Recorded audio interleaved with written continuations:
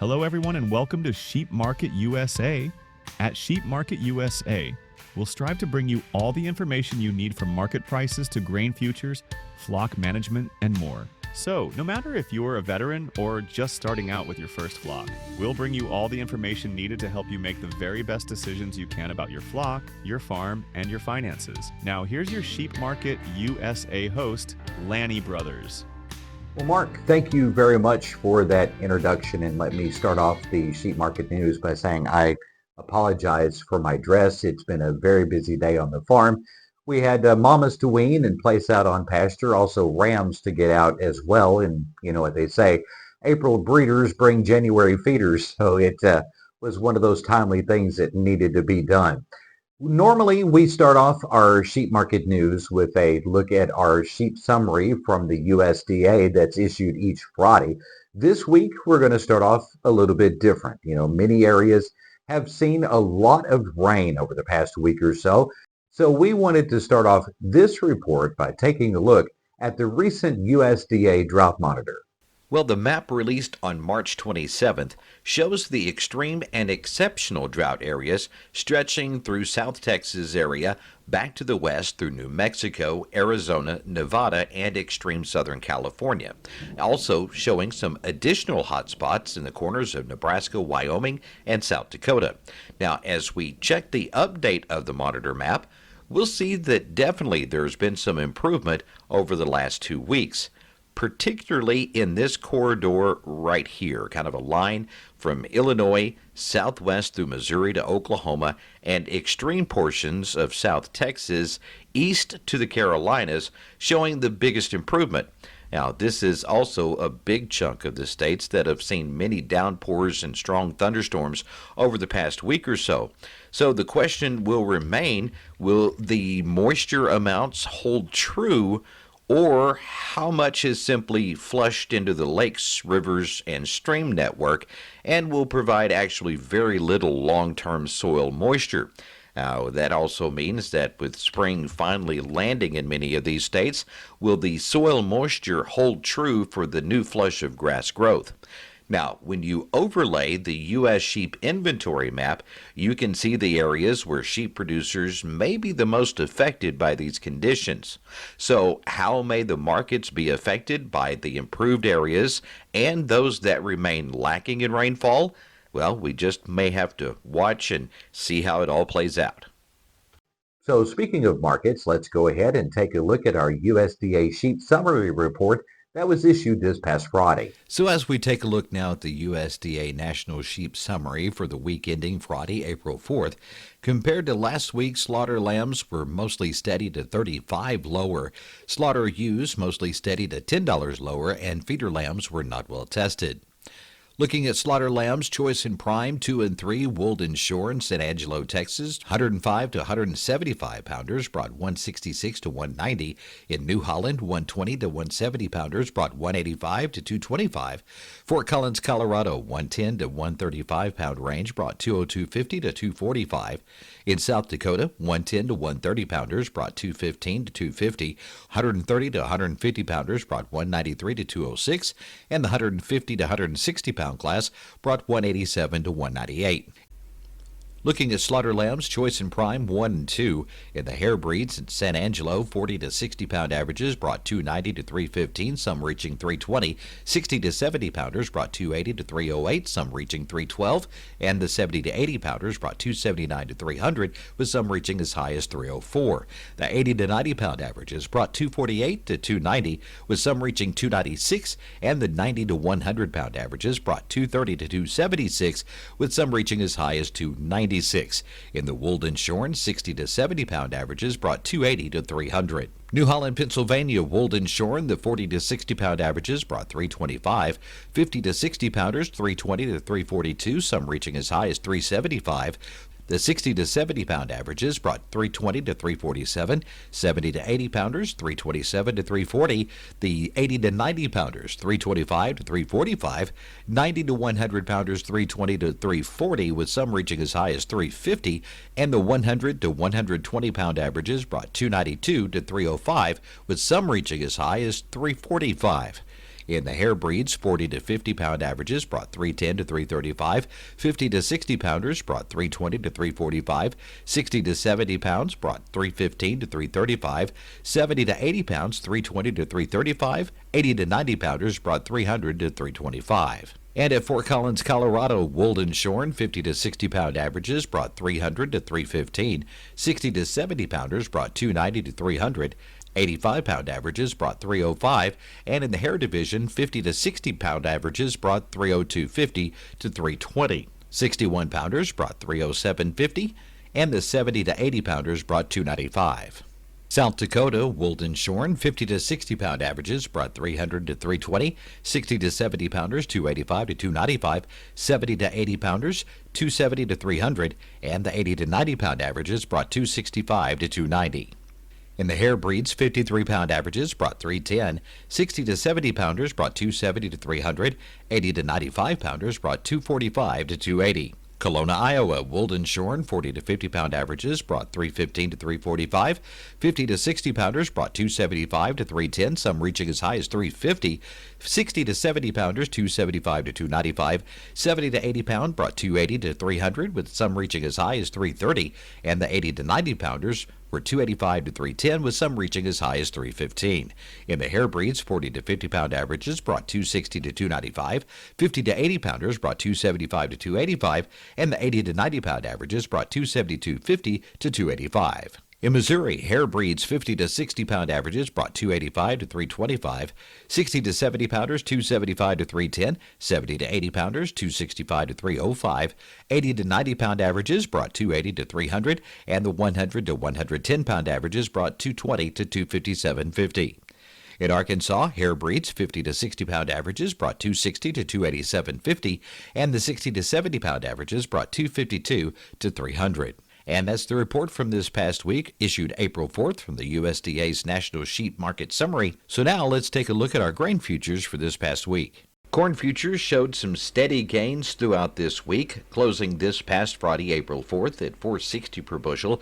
That's up 0.71% from the previous Friday close of $4.57 per bushel. Now, the market benefited from stable planting conditions and also some healthy competition from feed wheat. Soybeans this past week experienced a sharp decline, ending the week at $9.77 a bushel. That's down 3.69% from the close last Friday of $10.14 a bushel. Now, this drop was influenced by selling pressure and concerns over uncommitted acres. In the wheat market, wheat futures saw some gradual decrease, closing at $5.29 on April 4th, which is down 1.49%. Dry conditions in the Great Plains and weak demand contributed to the downward trend. Today we're diving into a crucial topic that could save you time, money, and headaches. Understanding grain futures versus the USDA feedstuff report, and why the feedstuff report might just be your go-to resource for managing feed costs. Now stick around and I'll show you more on how to make smarter, more informed decisions on your farm. Now, first up, let's take a look at grain futures. Now, this report tracks the prices of commodities like corn, soybeans, wheat, oats, and more as they're traded on the futures market. Now, it's an excellent resource for understanding global trends in grain markets and forecasting price movements. But here's the thing. Grain futures are primarily geared toward large-scale traders and the grain producers. While they indirectly impact livestock feed prices, they don't paint the whole picture for sheep producers. Now let's talk about the USDA feedstuff report. This report is tailor-made for livestock producers. It breaks down the prices of essential feed ingredients, including alternative feeds like hay, silage, and byproducts. More importantly, it provides insights into feed availability and the current market trends. Now, this is where the feedstuff report shines for sheep growers. It offers actionable information that directly impacts your day-to-day operations. So why is the feedstuff report the better resource for sheep producers? Well, here are 3 key reasons to keep in mind. 1 is relevance. It focuses specifically on feed inputs that matter most to your flock. 2, it has a direct impact. in that it gives you real-time insights into feed prices and availability, which helps you plan purchases and manage costs. 3. Practical decisions. While grain futures are great for spotting general trends, the feedstuff report gives you more of the actionable data that you need to feed your sheep efficiently. So how do you use these reports to your advantage? Here's a quick strategy. Monitor both the grain futures report as an early warning system, if you will, for potential price changes. Prioritize the feedstuffs. Check the feedstuff report for current pricing and availability of feeds like hay, silage, protein supplements, and common ingredients. Budget smarter. Combine insights from both reports to plan your feed purchases and lock in contracts when prices are favorable. This approach not only keeps your flock well fed, but also protects your bottom line. So there you have it. Grain futures will give you the big picture on trends, while the feedstuff report delivers practical insights tailored to livestock producers like you. If you found this video section helpful, make sure to give our video a thumbs up, subscribe to our channel, and let me know in the comments how you manage your feed costs. Well, taking a look now at our feedstuff report issued by the U.S.D.A. this past Friday, April 4th. Looking at wheat Midlands, the average price currently $113.86 per ton. Average price this time a year ago $91.78 per ton, which is an increase of 24%. Now, price increases are noticeable among most regions, with Kansas and the Kansas City region showing the largest gap compared to last year. Now, the wheat mill run average price currently $175.40 per ton. Average price a year ago $187.25 a ton, which is a decrease of 6%. Declines are consistent across the Pacific Northwest and Portland areas, reflecting weaker demand or production adjustments. Rice bran average price currently $153 per ton. Average price a year ago $157 per ton, which is a decrease of 2.5%. Rice bran prices remain relatively stable with minor shifts. Cottonseed hulls have been pretty steady over the past few years, actually. Current price $398.75 per ton. Average price this time a year ago $397.50, which is an increase of 0.3%. Prices remain stable with minimal year-to-year change. Cottonseed meal 41%. Average price currently $278 per ton. Average price this time a year ago, you ready for this? $363 per ton. So that is a decrease of 23.5%. Now, the significant price drops year over year, particularly in the Kansas City region and the California San Joaquin Valley. The corn dried distillers grain current average price Illinois area $145 to $167 per ton. The highest regional prices right now in the Pacific Northwest at $240 to $276 per ton. Recent price changes, most regions have experienced declines. Wisconsin noted, though, minor increases in specific areas. Now, year-to-year comparison in Illinois, the average price fell from $201.35 to $155.49, which is a drop of 23%. Nebraska averages declined from $182.95 a ton to $160.75 a ton, which is a decline of 12%. Now, prices have softened overall, reflecting reduced demand or shifts in market conditions. Corn gluten feed pellets 21%. The current average price in the central U.S. $100 to $153 per ton. Highest regional prices, Kansas City region is currently at $203 per ton. That's up from last year's $181 per ton. Now, year-to-year comparison, the Alabama prices fell from $160 to $210 compared to $219 last year. California averages dropped from $255.97 to $224.13. Now, prices are generally steady with some variations between regions. Looking at soybean hulls, the current average price in Illinois is $120 to $134 per ton. Significant regional drops have been taking place in the Kansas City region, where prices fell to $95 to $100 a ton. That's down $15 to $20 per ton. Recent price changes, Illinois declined from $2 to $5 a ton, while Minnesota averages rose slightly to $123.33 per ton. Illinois prices increased from last year from $108.60 per ton to $129 per ton. Prices are mixed across the regions with steady to increasing trends in some areas on soybean hulls. Soybean hull pellets, the current average price in the Kansas City region, $115 per ton. Other regional prices, Illinois, ranging from $115 to $200 per ton, with decreases of $5 to $25. Minnesota and Iowa prices averaged $123.33 to $122.19, respectively. Year-to-year comparison, the Kansas City averages align closely with last year's $114.83, and market trends show an increase in some regions and, believe it or not, decrease in others. Soybean meal, 46.5% to 48% protein. The average price in Illinois, $273.50 to $314.90 per ton. Highest regional prices right now, Portland, Oregon at $367.40 to $375.30. That's up $8 to $15 per ton.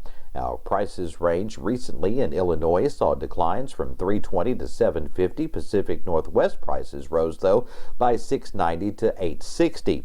Last year comparisons, Illinois averages dropped from $361.54 to $294.98 per ton. Prices have softened some in some areas while climbing in others, reflecting diverse market factors. And that is your feedstuff report from the USDA report issued this past Friday, April 4th. Don't forget, you can find that report at www.ams.usda.gov. You'll be able to find that report and many more right there. Well, it has been a couple of weeks since the news first broke of the first ever avian influenza, or H5N1, in sheep on a farm in Yorkshire, England. Now, this case was identified during routine testing on a farm where birds have already tested positive for the virus.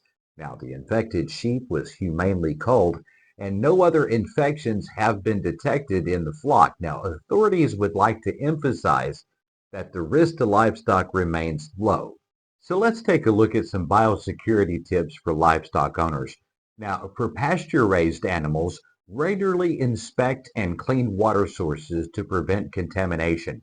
Monitor animals for signs of illness such as coughing, nasal discharge, and lethargy. Now, for those animals in confinement, you need to make sure that barns and enclosures are secured from wild birds as much as possible and rodents as well. Disinfect equipment regularly. Isolate any new or sick animals to prevent potential spread. Quarantine areas are very important. Now, you not only need to quarantine new animals for at least 3 weeks, but also that includes animals returning from livestock shows or other off-farm visits. Now, once animals leave the quarantine area, make sure to clean it thoroughly before any other animals inhabit that same area. Another thing you can do is make sure to establish areas for farm visitors, especially for those that have livestock of their own, as a protection area. Don't worry about hurting feelings, because if they have livestock of their own, they should understand. Maintaining strict biosecurity practices is essential for both pasture-raised and confined livestock to minimize the risk of disease transmission. Now, we'll continue to monitor this story and provide any other updates as more becomes available. And that ends this late edition of Sheep Market News. Thank you very much for tuning in. Hope you've enjoyed the broadcast. Make sure to subscribe to our channel, give the video a thumbs up, and also don't forget to leave us a comment. So until next time, Laddie Brothers saying we'll see you at the sale.